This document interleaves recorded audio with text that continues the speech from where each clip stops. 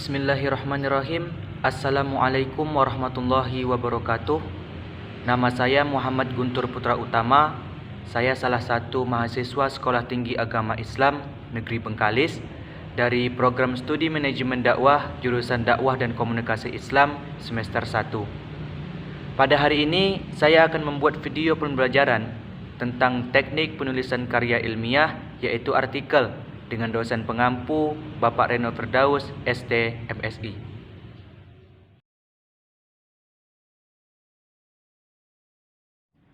Artikel adalah sebuah karangan atau tulisan yang berisi pendapat, gagasan, pikiran atau kritikan terhadap persoalan yang sedang berkembang di masyarakat dan biasanya ditulis dengan bahasa ilmiah yang populer.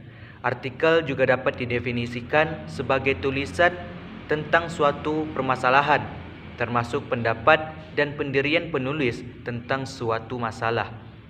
Artikel bersifat aktual dan kontroversial dengan tujuan untuk memberitahukan informasi dan meyakinkan atau persuasif argumentasi, juga hiburan. Artikel harus memiliki data dan fakta yang valid atau jelas yang akan dipublikasikan di media sosial atau di media cetak.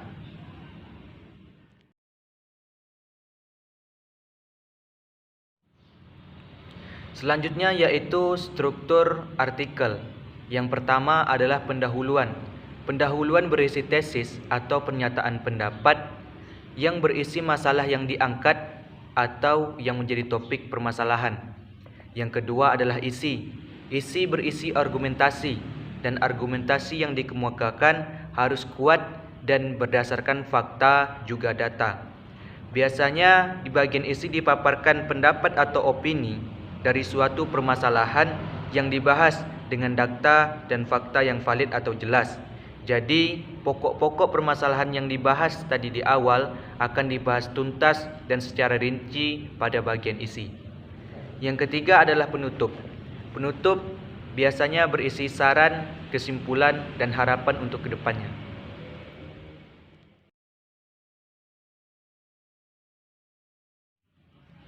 Tujuan penulisan artikel. Yang pertama adalah tujuan penugasan, yaitu seperti seorang mahasiswa yang diberikan tugas oleh dosennya untuk membuat sebuah artikel atau karangan. Yang kedua adalah tujuan informasi, yaitu memberikan informasi atau pengetahuan kepada si pembaca mengenai suatu permasalahan. Yang ketiga adalah tujuan persuasi, yaitu artikel yang berisi untuk membujuk agar si pembaca mau melakukan suatu hal tertentu. Selanjutnya tujuan entertainment. Artikel ini bertujuan untuk menghibur si pembaca. Adapun tujuan eksistensi yang berisi penjelasan diri penulis pada si pembaca. Yang selanjutnya tujuan kreatif, yaitu tujuan untuk menyalurkan ide-ide atau gagasan. Dan yang terakhir adalah tujuan penyelesaian masalah, yaitu untuk membantu si pembaca untuk menyelesaikan sebuah permasalahan tertentu.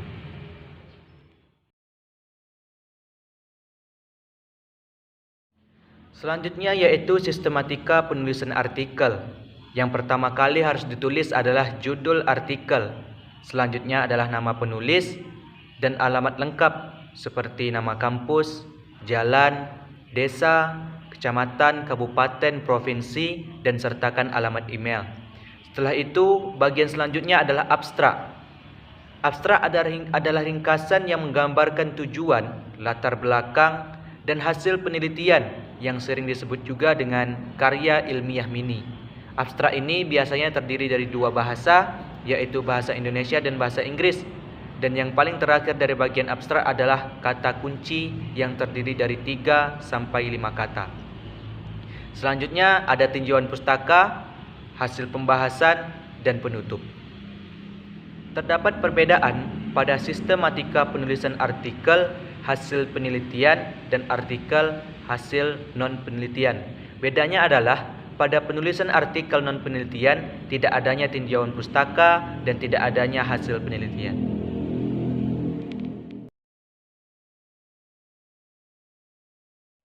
Jenis-jenis artikel. Artikel dibagi menjadi 4, yaitu yang akan kita bahas satu persatu sebagai berikut. Yang pertama adalah artikel praktis. Kenapa disebut artikel praktis? Karena artikel ini bentuk pembahasannya lebih mengutamakan keterampilan daripada pengetahuan informasi itu sendiri. Jadi lebih naratif, lebih membahas kepada tahapan-tahapan, situasi-situasi atau cara-cara. Contohnya seperti artikel cara-cara lulus dengan baik dan artikel tahapan-tahapan menjadi seorang mahasiswa yang baik. Yang kedua adalah artikel ringan.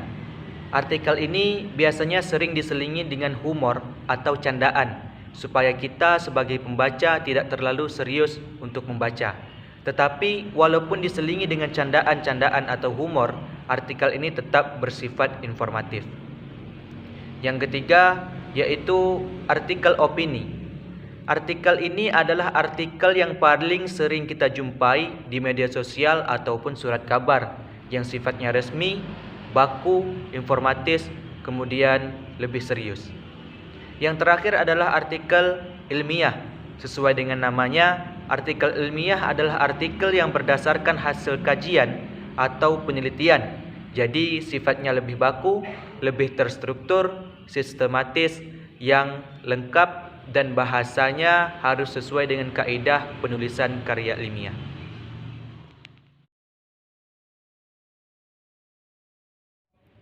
Adapun ciri-ciri artikel adalah yang pertama objektif, efektif dan logis.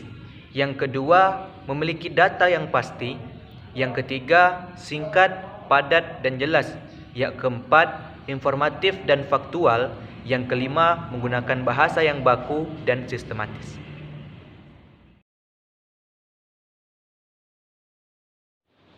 Fungsi artikel. Yang pertama adalah penerjemah dalam berita. Artikel mempunyai fungsi untuk menyatukan fakta-fakta dalam sebuah berita ke dalam cakupan yang lebih jelas, tegas, dan mudah dibaca. Yang kedua adalah wahana diskusi untuk mencari solusi serta proses aktualisasi dan eksistensi diri. Pada fungsi ini dibagi menjadi 3 bagian. Yang pertama, wahana diskusi dan solusi gagasan.